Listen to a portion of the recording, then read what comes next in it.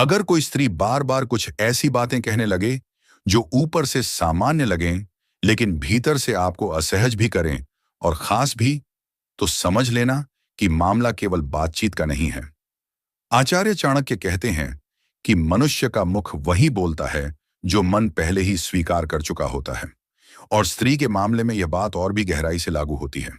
स्त्री जब शारीरिक जुड़ाव के बारे में सीधे नहीं बोलना चाहती, तो वह अपने शब्दों को ढाल बना लेती है और उन्हीं शब्दों में उसका इरादा छुपा होता है। समस्या यह है कि ज्यादातर पुरुष इन बातों को मजाक, भावुकता या सामान्य दोस्ती समझ लेते हैं, जबकि स्त्री के लिए ये वाक्य एक परीक्षा होते हैं। यह देखने के लिए कि सामने वाला पुरुष कितना समझदार है और कितना खुद पर नियंत्रण रखता है। सबसे पहली बात जो ऐसी स्त्री बार बार बोलती है, वह होती है अपने अकेलेपन का जिक्र। वह सीधे यह नहीं कहेगी कि उसे किसी की जरूरत है, बल्कि वह बार बार यह बताएगी कि आजकल कोई समझने वाला नहीं है, सब अपने काम में व्यस्त हैं, या कभी कभी बहुत खाली खाली लगता है। चाणक्य के अनुसार जब कोई व्यक्ति बार बार अपने खालीपन का वर्णन करता है, तो वह असल में सामने वाले को उस खाली जगह में आमंत्रित कर रहा होता है। स्त्री के शब्दों में यह आमंत्रण भावनात्मक दिखता है, लेकिन उसका उद्देश्य यह परखना होता है कि क्या आप उस खालीपन को भरने के लिए आगे बढ़ते हैं या नहीं। अगर आप तुरंत उस भूमिका को लेने की कोशिश करते हैं, तो आप उसके मन में अपनी स्थिति स्पष्ट कर देते हैं। दूसरी बात जो ऐसी स्त्री बोलती है, वह तुलना से जुड़ी होती है। वह अक्सर कहेगी कि आजकल के पुरुष समझदार नहीं होते, या उसके जीवन में आए लोग उसे वो महसूस नहीं करा पाए जो उसे चाहिए था। वह सीधे आपकी तारीफ नहीं करेगी, लेकिन तुलना इस तरह रखेगी कि आप खुद को उससे अलग और बेहतर महसूस करने लगें। चाणक्य कहते हैं कि तुलना वह अस्त्र है जिससे सामने वाले के अहंकार को जगाया जाता है। जब स्त्री यह देखती है कि आप इस तुलना पर कैसे प्रतिक्रिया देते हैं, तभी उसे पता चलता है कि आप केवल प्रशंसा के भूखे हैं या वास्तव में स्थिर हैं। तीसरी बात जो वह बार बार बोलने लगती है, वह होती है सीमाओं से जुड़ी हुई। वह कभी मजाक में कहेगी कि कुछ बातें किसी से नहीं कहनी चाहिए, या कुछ रिश्ते समाज नहीं समझता, या कभी कभी नियमों से बाहर भी सोचना चाहिए। ये बातें सीधे किसी क्रिया की ओर नहीं ले जाती, लेकिन इनके पीछे का संकेत साफ होता है। चाणक्य के अनुसार जब कोई व्यक्ति बार बार नियमों की बात करता है, तो वह असल में यह देख रहा होता है कि सामने वाला नियमों के प्रति कितना कठोर है और कितना लचीला। स्त्री इन बातों के जरिए यह परखती है कि आप सीमाओं को समझते हैं या उन्हें तोड़ने को ही साहस समझते हैं। चौथी बात जो ऐसी स्त्री बोलती है, वह भविष्य को लेकर होती है, लेकिन अस्पष्ट रूप में। वह कहेगी कि जीवन बहुत छोटा है, या कभी कभी सही चीजें गलत समय पर मिलती हैं, या किसे पता आगे क्या होगा। इन वाक्यों में कोई सीधा प्रस्ताव नहीं होता, लेकिन इनमें एक भावनात्मक दबाव छुपा होता है। चाणक्य कहते हैं कि भविष्य की अनिश्चितता का जिक्र अक्सर तब किया जाता है जब व्यक्ति वर्तमान में कोई निर्णय लेने से डर रहा होता है, लेकिन संकेत देना चाहता है। स्त्री यह देखती है कि क्या आप इस अनिश्चितता में बह जाते हैं या अपने वर्तमान को स्थिर रखते हैं।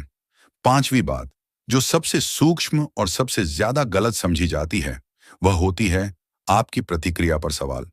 वह आपसे पूछेगी कि अगर कोई इंसान भावनाओं में बह जाए तो क्या वह गलत है, या अगर दो लोग एक दूसरे को समझते हों तो समाज की राय कितनी मायने रखती है। यह सवाल नहीं, दर्पण होता है। चाणक्य के अनुसार प्रश्न पूछकर व्यक्ति सामने वाले के सिद्धांत जानता है। स्त्री इस तरह के प्रश्नों से यह जानना चाहती है कि आप अपने मूल्यों पर कितने अडिग हैं और कहां समझौता कर सकते हैं। यहां तक पहुंचते पहुंचते ज्यादातर पुरुष या तो बहुत उत्साहित हो जाते हैं या बहुत डरे हुए। उत्साहित पुरुष हर बात में हामी भरने लगता है और डरपोक पुरुष पीछे हटने लगता है, लेकिन दोनों ही स्थितियों में स्त्री को स्पष्ट उत्तर मिल जाता है। चाणक्य कहते हैं कि जो व्यक्ति संतुलन खो देता है, वह पहले ही हार जाता है। स्त्री का आकर्षण उसी पुरुष के प्रति गहराता है जो संकेत समझकर भी अपनी गति नहीं बदलता। यहीं पर यह समझना जरूरी है कि हर ऐसी बात बोलने वाली स्त्री का उद्देश्य एक सा नहीं होता। कुछ स्त्रियां केवल ध्यान चाहती हैं, कुछ भावनात्मक सहारा, और कुछ सच में शारीरिक नजदीकी की ओर बढ़ चुकी होती हैं। अंतर केवल एक अंतिम संकेत से पता चलता है, और वही संकेत यह तय करता है कि पुरुष को आगे बढ़ना चाहिए या वहीं रुक जाना चाहिए। यही वह मोड़ है जहां ज्यादातर रिश्ते बनते या बिगड़ते हैं। यहीं पार्ट 1 रुकता है, क्योंकि आगे जो बात आएगी वह सीधे इस सवाल का जवाब देगी कि इन शब्दों के बाद स्त्री का अगला कदम क्या होता है और पुरुष को उस समय कौन सी एक गलती बिल्कुल नहीं करनी चाहिए। वही गलती पुरुष की सारी वैल्यू खत्म कर देती है या उसे स्त्री की नजरों में और मजबूत बना देती है। अब बात उस आखिरी मोड़ की है जहां शब्दों के पीछे छुपा इरादा साफ होने लगता है, और यहीं पर पुरुष या तो समझदारी दिखाता है या हमेशा के लिए अपनी कीमत गिरा देता है। जब कोई स्त्री ऊपर बताई गई बातें लगातार बोलने लगे और फिर अचानक अपने व्यवहार में थोड़ी दूरी और थोड़ी नजदीकी एक साथ दिखाने लगे, तो समझ लेना कि वो निर्णय के चरण में है। वह एक तरफ आपकी ओर खींच रही होती है और दूसरी तरफ खुद को और समाज को समझाने की कोशिश कर रही होती है। चाणक्य कहते हैं कि जब व्यक्ति दो विपरीत दिशाओं में खींचता है, तब उसकी असली चाह उसके शब्दों से नहीं बल्कि उसके नियंत्रण से पता चलती है। इस चरण में वह स्त्री अक्सर एक और बात बोलती है जो बहुत साधारण लगती है लेकिन बहुत गहरी होती है। वह कहती है कि हर चीज सही या गलत नहीं होती, कई बार हालात चीजों को वैसा बना देते हैं। यह वाक्य किसी बहस के लिए नहीं होता, यह एक अनुमति मांगने जैसा होता है, लेकिन बिना मांगे। वह देखना चाहती है कि आप नैतिकता को परिस्थिति से ऊपर रखते हो या परिस्थिति के नाम पर उसे मोड़ देते हो। चाणक्य के अनुसार जो व्यक्ति अपने सिद्धांतों को शब्दों में नहीं बल्कि व्यवहार में दिखाता है, वही दूसरों के लिए आकर्षण का केंद्र बनता है। इसके बाद वह आपके साथ अपनी बातचीत का समय बदलने लगती है।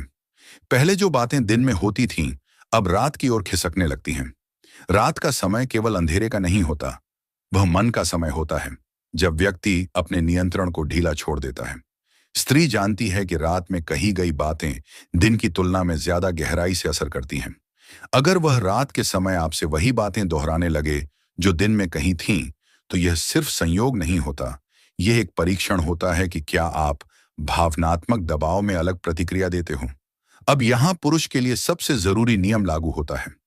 चाणक्य कहते हैं कि परीक्षा में वही व्यक्ति सफल होता है जो प्रश्न देखकर नहीं, अपने ज्ञान देखकर उत्तर देता है।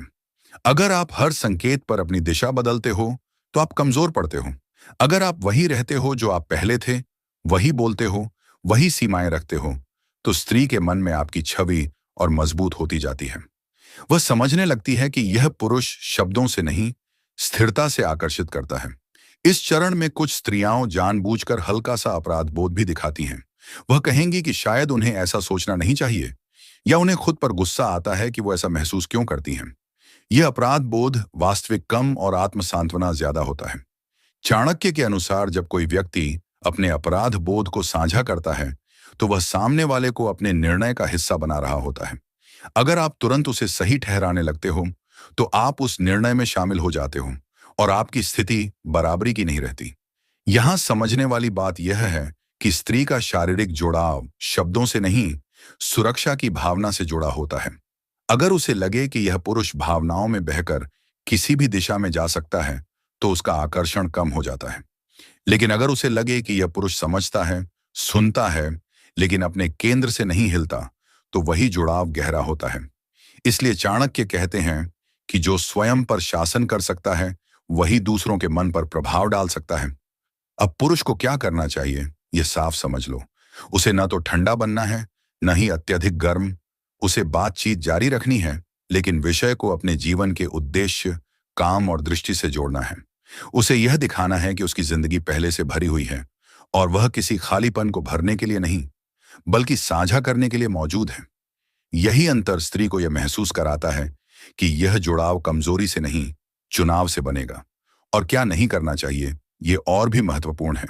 बार बार यह पूछना कि तुम क्या चाहती हो, जल्दी निष्कर्ष निकालना, भविष्य की तस्वीरें खींचना या हर भावनात्मक संकेत पर प्रतिक्रिया देना, यह सब आपकी स्थिति को गिराता है। चाणक्य स्पष्ट कहते हैं कि जो व्यक्ति परिणाम के पीछे भागता है, वह प्रक्रिया में सम्मान खो देता है। अंत में एक सच्चाई स्वीकार करनी होगी। हर स्त्री जो ऐसी बातें बोलती है, वह शारीरिक जुड़ाव तक पहुंचेगी ही, यह जरूरी नहीं। कई बार यह सिर्फ मन की उलझन होती है, कई बार ध्यान की भूख और कई बार असली चाह। अंतर समय और स्थिरता से ही पता चलता है। जो पुरुष समय देता है, खुद को नहीं खोता, वही सच देख पाता है। बाकी लोग या तो बह जाते हैं या टूट जाते हैं। स्टोइक माइंड ज्ञान का यही सार है कि संकेत समझो, लेकिन अपने सिद्धांत मत छोड़ो। क्योंकि जिस पुरुष को स्त्री मन ही मन चुनती है, वह इसलिए नहीं चुना जाता कि वह हर बात में हाँ कहता है, बल्कि इसलिए चुना जाता है कि वह खुद पर नियंत्रण रखता है। यही नियंत्रण उसे अलग बनाता है और यही अलगाव उसे आकर्षक। धन्यवाद।